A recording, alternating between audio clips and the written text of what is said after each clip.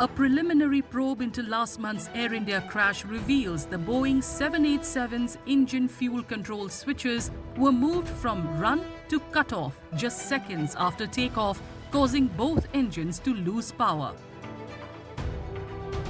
To understand the cause of India's deadliest air disaster in decades, it's important to know a few engine basics. A fuel cut-off switch stops fuel flow to an engine and used during emergencies or maintenance. Each engine has one linked to the throttle. So they have ruled out almost every other thing, and it is certain that both engines shut down, and both engines may have shut down because of the fuel control switches being selected off. Now, how did they go off? Because of a technical defect or some human factor intervention? Because this design of the switch is such that it cannot automatically go from off to on and on to off. This is spring loaded. It has to be pulled up and then moved and released to get locked. So again, we know what happened. Now, why it happened will take time because they have to do a root cause analysis. Aviation experts say the spring-loaded fuel switches need deliberate action, making accidental activation unlikely. Both pilots were well rested, passed free flight checks, and the aircraft had no known issues. Investigators are now looking into whether a malfunction or human error triggered the fatal switch movement.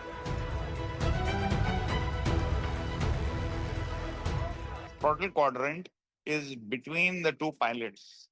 So the throttles are there, and below the throttles, these switches are there, fuel control switches. And on left and right side, there is a steel guard, metal guard is there. Okay. So these are located below the throttles. Now, if you see in the report, they are saying the throttles have been found in the idle position and the fuel control switches are to run. So the throttles, normally they will come back now and in case of a dual engine flame out. So that is one condition which could be possible. And it is very clear that the fuel control switches have been recycled. If the DFDRC says so, that means it is pointing towards the dual engine failure because the pilot should not do such a deliberate action at all. Experts say the switch design makes accidental shutdown unlikely, raising questions about what triggered the sequence. Authorities have secured the wreckage and tests on fuel samples and components are underway.